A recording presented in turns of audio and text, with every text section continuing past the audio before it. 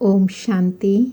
आज 7 दिसंबर 2020 के साकार महावाक्य हैं। आज बाबा बोले, मीठे बच्चे, तुम बहुत समय के बाद फिर से बाप से मिले हो, इसीलिए तुम बहुत बहुत सिकिलधे हो।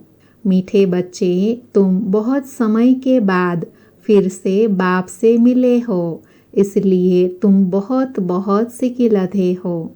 प्रश्न है, अपनी स्थिति को एक रस बनाने का साधन क्या है? तो बाबा ने उत्तर दिया, सदा याद रखो, जो सेकंड पास हुआ ड्रामा कल्प पहले भी ऐसे ही हुआ था। अभी तो निंदा, स्तुति, मान, अपमान सब सामने आने हैं। इसलिए अपनी स्थिति को एक रस बनाने के लिए पास्ट का चिंतन मत करो। ओम शांति। रूहानी बच्चों प्रति रूहानी बाप समझा रहे हैं। रूहानी बाप का नाम क्या है? शिव बाबा। वह सब रूहों का बाप हैं। सब रूहानी बच्चों का नाम क्या है? आत्मा। जीव का नाम पड़ता है, आत्मा का वही नाम रहता है। अर्थात शरीर का नाम पड़ता है, आत्मा का नाम तो आत्मा ही रहता है। यह भी बच्चे जानते हैं। सत्संग ढेर है। यह है सच्चा सच्चा सत का संग, जो सत बाप राजयोग सिखलाकर हमको सतयुग में ले जाते हैं। ऐसे और कोई भी सत्संग व पाठशाला नहीं हो सकती। यह भी तुम बच्चे जानते हो। सारा सृष्टि चक्र तुम बच्चों की बुद्धि में है। तुम बच्चे ही स्वदर्शन चक्रधारी हो। बाप बैठ समझाते हैं, यह सृष्टि चक्र कैसे फिरता है। किसी को भी समझाओ तो चक्र के सामने खड़ा करो। अब तुम इस तरफ जाएंगे। बाप जीव आत्माओं को कहते हैं, अपने को आत्मा समझो। यह नई बात नहीं, जानते हो, कल्प कल्प सुनते हो, अब फिर सुन रहे हो। तुम्हारी बुद्धि में कोई भी देहधारी बाप, टीचर, गुरु नहीं है। तुम जानते हो, विदेही शिव बाबा हमारा टीचर, गुरु है। और कोई भी सत्संग आदि में ऐसी बात नहीं करते होंगे। मधुबन तो यह एक ही है। वो फिर एक मधुबन वृंदावन में दिखाते हैं। वह भक्ति मार्ग में मनुष्यों ने बैठ बनाए हैं। प्रैक्टिकल मधुबन तो यह है जहाँ शिव बाबा आते हैं। तुम्हारी बुद्धि में है कि हम सतयुग त्रेता से लेकर पुनर्जन्म लेते लेते अभी संगम पर आकर खड़े हैं। पुरुषोत्तम बनने के लिए हमको बाप ने आकर स्मृति दिलाई है। 84 जन्म कौन और कैसे लेते हैं, वह भी तुम जानते हो। मनुष्य तो सिर्फ कह देते हैं, समझते कुछ नहीं। बाप अच्छी रीति समझाते हैं। सतयुग में सतो प्रधान आत्माएं थी, शरीर भी सतो प्रधान थे। इस समय तो सतयुग नहीं है, यह है कलयुग। गोल्डन एज में हम थे, फिर चक्र लगाई, पुनर्जन्म लेते लेते हम आयरन एज में आ गए। फिर से चक्र जरूर लगाना है। अभी जाना है अपने घर। तुम सिकिलधे बच्चे हो ना। सिकिलधे उनको कहा जाता है जो गुम हो जाते हैं, फिर बहुत समय के बाद मिलते हैं। तुम 5000 वर्ष के बाद आकर मिले हो। तुम बच्चे ही जानते हो, यह वही बाबा है जिसने 5000 वर्ष पहले इस सृष्टि चक्र का हमको ज्ञान दिया था, स्वदर्शन चक्रधारी बनाया था। अभी फिर से बाप आकर मिले हैं, जन्म सिद्ध अधिकार देने के लिए। यहाँ बाप रियलाइज कराते हैं। इसमें आत्मा के 84 जन्मों की भी रियलाइजेशन आ जाती है। यह सब बाप बैठ समझाते हैं, जैसे 5000 वर्ष पहले भी समझाया था। मनुष्य को देवता या कंगाल को सिरताज बनाने के लिए। तुम समझते हो हमने 84 जन्म लिए हैं। जिन्होंने नहीं लिए हैं वह यहाँ सीखने के लिए आएंगे भी नहीं। कोई थोड़ा समझेंगे, नंबरवार तो होते हैं ना। अपने अपने घर गृहस्थ में रहना है। सब तो यहाँ नहीं आकर बैठेंगे। रिफ्रेश होने वह आएंगे जिनको बहुत अच्छा पद पाना होगा। कम पद वाले जास्ती पुरुषार्थ भी नहीं करेंगे। यह ज्ञान ऐसा है, थोड़ा भी पुरुषार्थ किया तो वह व्यर्थ नहीं जाएगा। सजा खाकर आ जाएंगे। पुरुषार्थ अच्छा करते तो सजा भी कम होती। याद की यात्रा बिगर विक्रम विनाश नहीं होंगे। यह तो घड़ी घड़ी अपने को याद कराओ। कोई भी मनुष्य मिले, पहले तो उनको यह समझाना है, अपने को आत्मा समझो। यह नाम तो पीछे शरीर पर मिले हैं। किसको बुलाएंगे शरीर के नाम पर? इस संगम पर ही बेहद का बाप रूहानी बच्चों को बुलाते हैं। तुम कहेंगे रूहानी बाप आया है, बाप कहेंगे रूहानी बच्चे। पहले रूह फिर बच्चों का नाम लेते हैं, अर्थात पहले आत्मा फिर आत्मा का नाम लेते हैं। रूहानी बच्चों, तुम समझते हो रूहानी बाप क्या समझाते हैं? तुम्हारी बुद्धि जानती है शिव बाबा इस भागीरथ पर विराजमान हैं। हमको वही सहज राजयोग सिखला रहे हैं और कोई मनुष्य मात्र नहीं जिसमें बाप आकर राजयोग सिखाए। वह बाप आते ही हैं पुरुषोत्तम संगम युग पर, और कोई भी मनुष्य कभी ऐसा कह न सके, समझा न सके। यह भी तुम जानते हो। यह शिक्षा कोई इस बाप की नहीं है, अर्थात ब्रह्मा बाबा की नहीं है। यह शिक्षा है शिव बाबा की। इनको अर्थात ब्रह्मा बाबा को यह मालूम नहीं था कि कलयुग खत्म हो, सतयुग आना है। इनका अब कोई देहधारी गुरु नहीं है, और तो सब मनुष्य मात्र कहेंगे हमारा फलाना गुरु है, फलाना ज्योति ज्योत समाया। सबके देहधारी गुरु है। धर्म स्थापक भी देहधारी है। यह धर्म किसने स्थापन किया, अर्थात आदि सनातन देवी देवता धर्म किसने स्थापन किया? परम पिता परमात्मा त्रिमूर्ति शिव बाबा ने ब्रह्मा द्वारा स्थापना किया। इनके शरीर का नाम है ब्रह्मा। क्रिश्चियन लोग कहेंगे क्राइस्ट ने यह धर्म स्थापन किया। वह तो देहधारी है, चित्र भी है। इस धर्म के अर्थात आदि सनातन देवी देवता धर्म के स्थापक का चित्र क्या दिखाएंगे? शिव का ही दिखाएंगे। शिव के चित्र भी कोई बड़े कोई छोटे बनाते हैं। है तो वह बिंदी ही। नाम रूप भी है, परंतु अव्यक्त है। इन आँखों से नहीं देख सकते। शिव बाबा तुम बच्चों को राज्य भाग्य देकर गए हैं, तब तो याद करते हैं ना। शिव बाबा कहते हैं मन मना भव, मुझ एक बाप को याद करो। किसी की स्तुति नहीं करनी है। आत्मा की बुद्धि में कोई देह याद न आए, यह अच्छी रीति समझने की बात है। हमको शिव बाबा पढ़ाते हैं, सारा दिन यह रिपीट करते रहो। शिव भगवान आज पहले पहले तो अल्प ही समझाना पड़े, यह पक्का नहीं किया और बेते बताई। बेते अर्थात बादशाही व वर्षे के बारे में बताया तो कुछ भी बुद्धि में बैठेगा नहीं। कोई कह देते यह बात तो राइट है, कोई कहते इस समझने में तो टाइम चाहिए, कोई कहते विचार करेंगे। किस्म किस्म के आते हैं। यह है नई बात। परमपिता परमात्मा शिव आत्माओं को बैठ पढ़ाते हैं।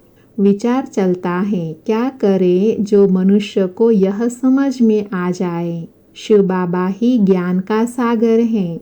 आत्मा को ज्ञान का सागर कैसे कहते हैं? जिसको शरीर ही नहीं है, ज्ञान का सागर है तो जरूर कभी ज्ञान सुनाया है, तब तो उनको ज्ञान का सागर कहते हैं। ऐसे ही क्यों कहेंगे? कोई बहुत पढ़ते हैं तो कहा जाता है यह तो बहुत वेद शास्त्र पढ़े हैं, इसलिए शास्त्री अथवा विद्वान कहा जाता है। बाप को ज्ञान का सागर अथॉरिटी कहा जाता है। जरूर होकर गए हैं। पहले तो पूछना चाहिए अभी कलयुग है या सतयुग। नई दुनिया है या पुरानी दुनिया। एम ऑब्जेक्ट अर्थात लक्ष्य तो तुम्हारे सामने खड़ा है। यह लक्ष्मी नारायण अगर होते तो उन्हों का राज्य होता। यह पुरानी दुनिया कंगालपना ही नहीं होता। अभी तो सिर्फ उन्हों के चित्र हैं। मंदिर में मॉडल्स दिखाते हैं, नहीं तो उन्हों के महल बगीचे आदि कितने बड़े बड़े होंगे। सिर्फ मंदिर में थोड़े ही रहते होंगे। प्रेसिडेंट का मकान कितना बड़ा है। देवी देवता तो बड़े बड़े महलों में रहते होंगे। बहुत जगह होंगी। वहाँ डर आदि की बात ही नहीं होती। सदैव फुलवाड़ी रहती है, कांटे होते ही नहीं। वह है ही बगीचा। वहाँ तो लकड़ियाँ आदि जलाते नहीं होंगे। लकड़ियों में धुआं होता है। बाबा यहाँ पर कितनी महीन बात बता रहे हैं कि वहाँ पर कोई भी प्रकार का दुख नहीं होगा। धुआं होता है तो भी दुख होता है, तो वो भी नहीं होगा। वहाँ हम बहुत थोड़े टुकड़े में रहते हैं, पीछे वृद्धि को पाते जाते हैं। बहुत अच्छे अच्छे बगीचे होंगे, खुशबू आती रहेंगी। अभी स्वर्ग का अनुभव करा रहे बाबा। जंगल होगा ही नहीं। अभी फीलिंग आती है, देखते तो नहीं हो। तुम ध्यान में बड़े बड़े महल देख आते हो, वह तो यहाँ बना नहीं सकते। साक्षात्कार हुआ फिर गुम हो जाएगा। साक्षात्कार किया तो है ना। राजाए प्रिंस प्रिंसेज होंगे। बहुत रमणीक स्वर्ग होगा। जैसे यहाँ मैसूर आदि रमणीक हैं, ऐसे वहाँ अर्थात सतयुग में बहुत अच्छी हवाएं लगती रहती हैं। पानी के झरने बहते रहते हैं। बाबा हम बच्चों को मन बुद्धि से स्वर्ग की अनुभूति करा रहे हैं। आत्मा समझती है हम अच्छी अच्छी चीजें बनाएं। आत्मा को स्वर्ग तो याद आता है ना। तुम बच्चों को रियलाइज होता है क्या क्या होगा, कहाँ हम रहते होंगे। इस समय यह स्मृति रहती है। चित्रों को देखो अर्थात स्वर्ग के चित्र को देखो। तुम कितने खुश नसीब हो। वहाँ दुख की कोई बात नहीं होंगी। हम तो स्वर्ग में थे, फिर नीचे उतरे, अब फिर स्वर्ग में जाना है। कैसे जाए? रस्सी में लटक कर जाएंगे क्या? हम आत्माएं तो रहने वाली हैं शांति धाम की। बाप ने स्मृति दिलाई, अब तुम फिर देवता बन रहे हो और दूसरों को बना रहे हो। कितने घर बैठे भी साक्षात्कार करते हैं स्वर्ग का और बाप दादा का।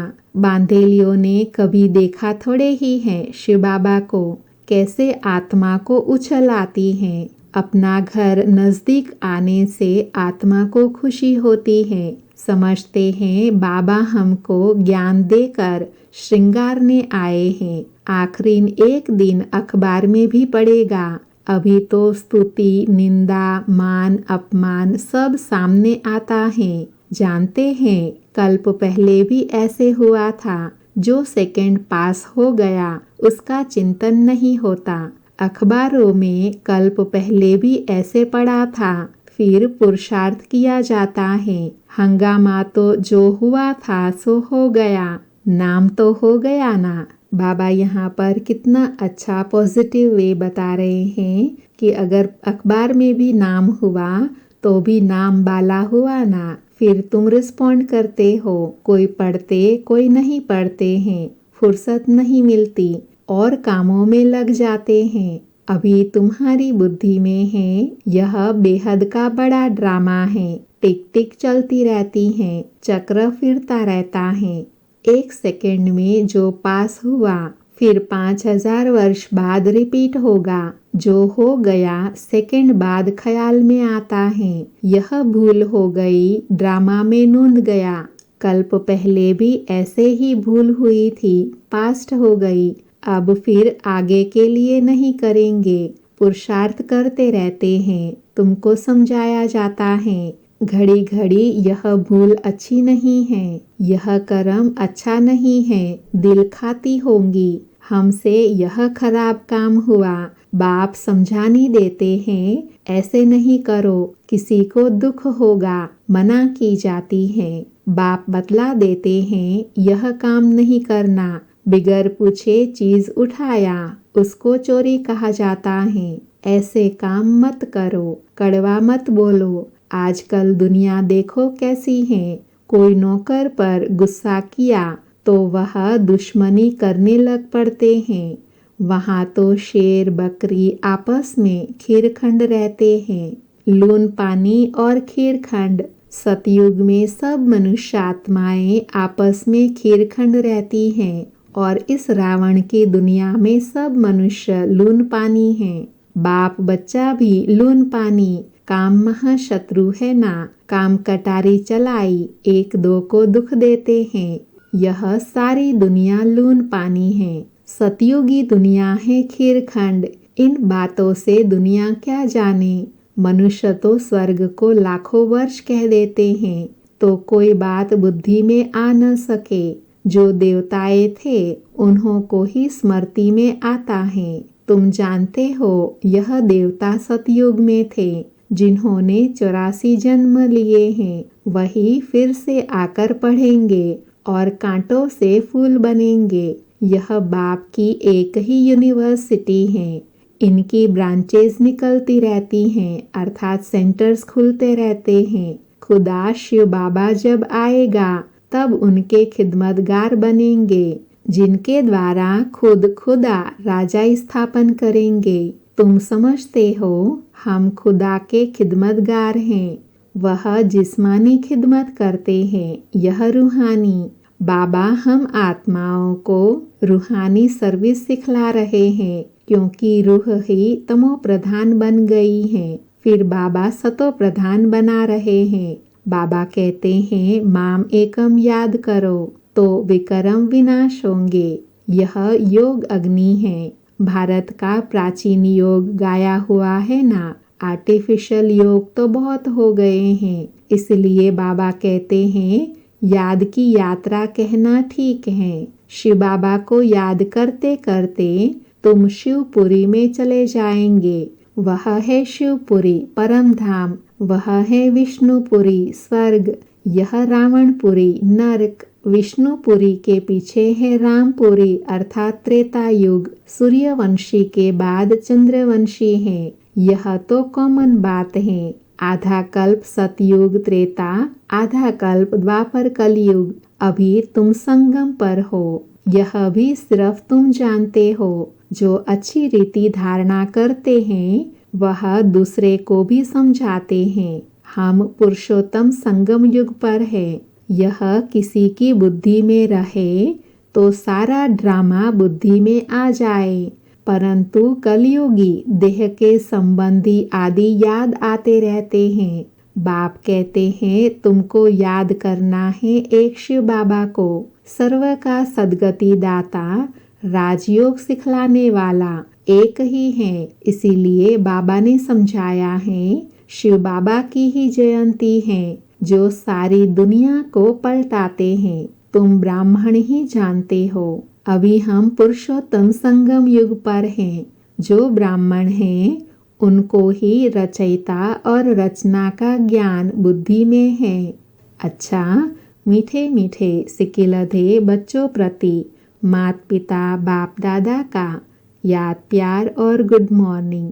रूहानी बाप की रूहानी बच्चों को नमस्ते। हम रूहानी बच्चों की रूहानी माता पिता बाप दादा को याद प्यार गुड मॉर्निंग और नमस्ते। आज की सारी मुरली से धारणा के लिए सार हैं। उसमें पहला है कोई भी ऐसा कर्म नहीं करना है जिससे किसी को भी दुख हो। कड़वे बोल नहीं बोलने हैं। बहुत बहुत खीरखंड होकर रहना है। दूसरा है किसी भी देहधारी की स्तुति नहीं करनी है। बुद्धि में रहे हमको शिव बाबा पढ़ाते हैं, उस एक की ही महिमा करनी है। रूहानी खिदमतगार बनना है।